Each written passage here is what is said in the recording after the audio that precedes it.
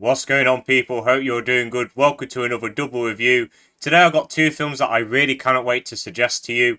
Anora and Heretic. I'm going to start off with Anora because I think you'll be surprised by what I have to say about this film. Dad, is that a butterfly? Yeah, it's a butterfly. You're so classy. I know.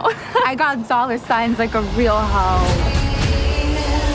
So I'm just going to cut to the chase.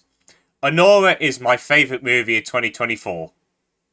I said it, and I have no regrets. Trust me, I am as surprised as you are that I'm saying this, because going into this film, I kind of had the feeling that it wasn't going to be for me, but it's Sean Baker, and I've only ever seen one of his films, which was The Florida Project, and I think that film is absolutely amazing.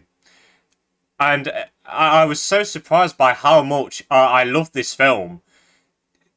I just can't believe it. I don't know what to say. Anora is a tragic and moving story that has elements such as romance, class, dehumanization, and it also messes around with the tropes of rom-coms, and it all leads to a very tragic but bittersweet ending. Well, final two scenes that really hits you and tugs on the heartstrings. This whole movie, and especially the ending, is helped by how Anora and the characters around her are written.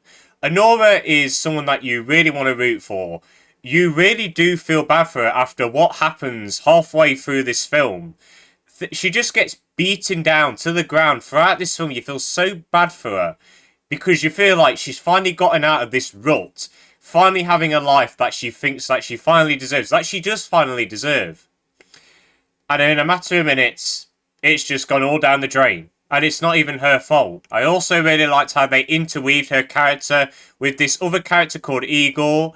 I'm not going to mention much about him, but he's someone that you don't necessarily agree with what he's doing, but you kind of understand why he's doing it because he's in a similar situation to Anora.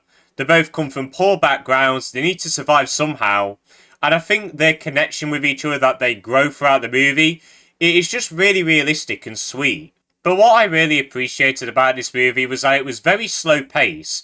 The middle chunk of this movie is very slow. It's a slow burner. But I think it was meant to be like that, and I think it used it to great effect. I have seen some people online saying that the middle chunk of this movie does run a bit slow, and it kind of takes away the attention from Anora herself.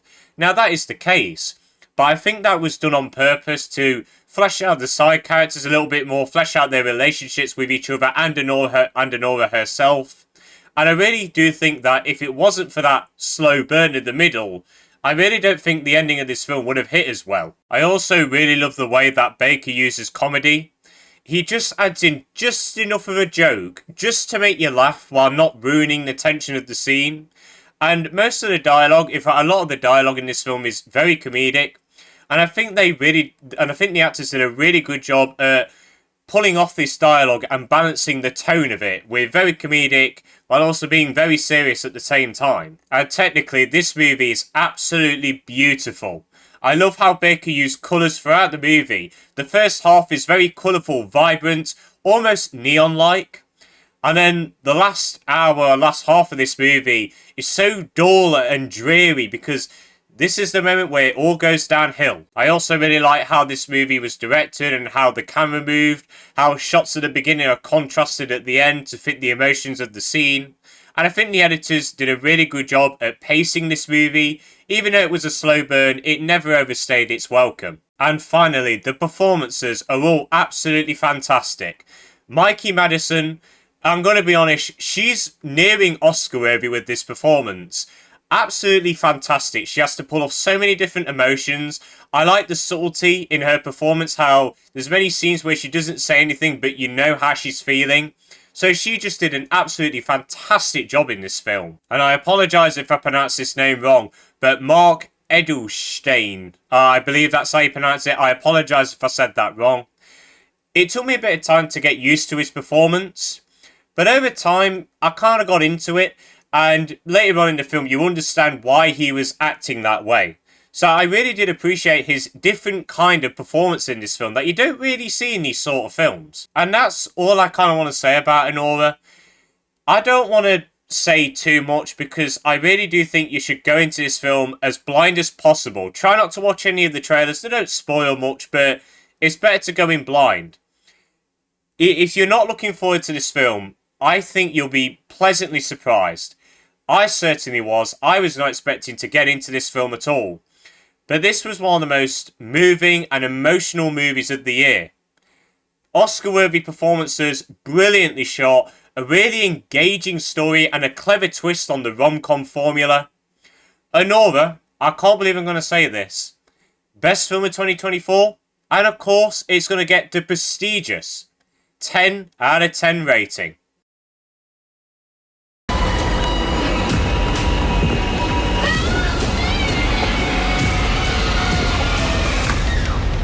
So Heretic was a movie where as soon as I saw the trailers, I immediately wanted to go and see it. I've not long just come back from seeing it with a friend, and wow, we are being treated this weekend, guys. Two absolutely amazing films. Heretic is probably one of, if not bordering on the best, my favourite religious horror film of all time. This movie makes you question so much about the world that we live in, religion, why are we here? But it doesn't do it cynically. It does question religion and how it's formed, how different ones are formed. But it's never in spite of him, like, no, religion bad, no. If anything, the ending kind of gives you a bit of sympathy towards it. And it's very ambiguous. You never know if, is there a God? Is there not a God? We don't know. And the ending just gives you so much hope. And I think this film did a really good job of not stepping on the toes of anyone.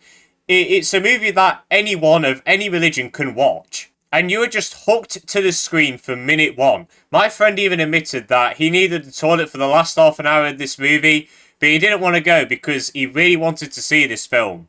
And I don't blame him. This film is so tense.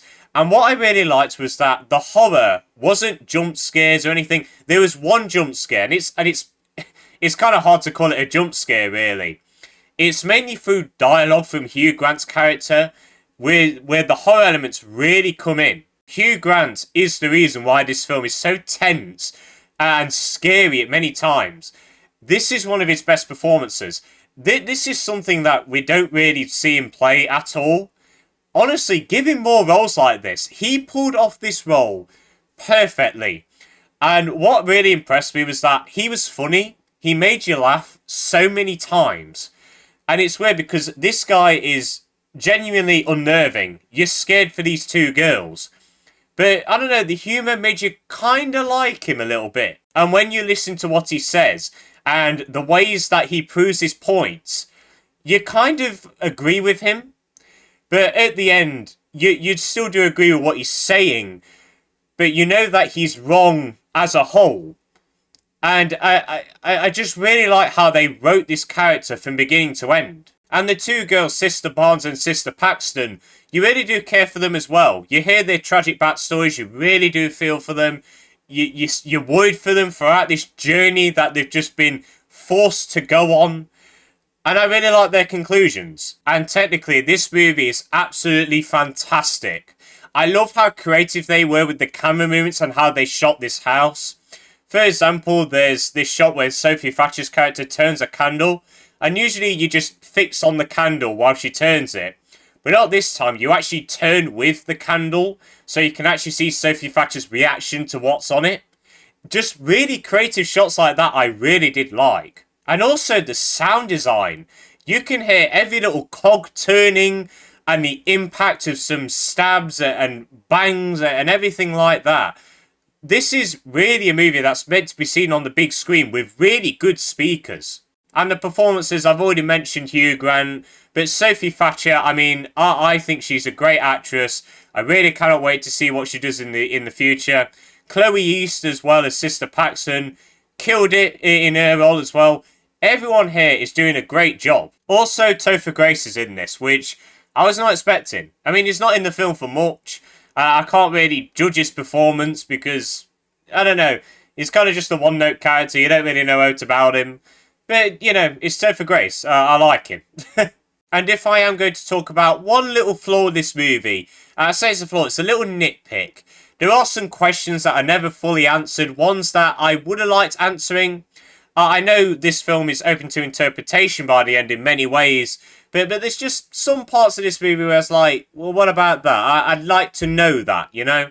So just bits like that were a little nitpick for me. But overall, Heretic is one of the best religious horror films I've seen in a while. It asks thought-provoking questions, challenges people's beliefs, but not in a way where they're stepping on people's toes.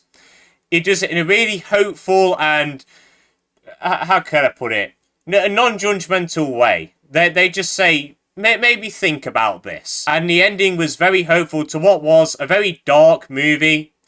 And that's mainly thanks to how it was shot and Hugh Grant's absolutely fantastic performance. Guys, please go and watch Heretic. Please go and support it.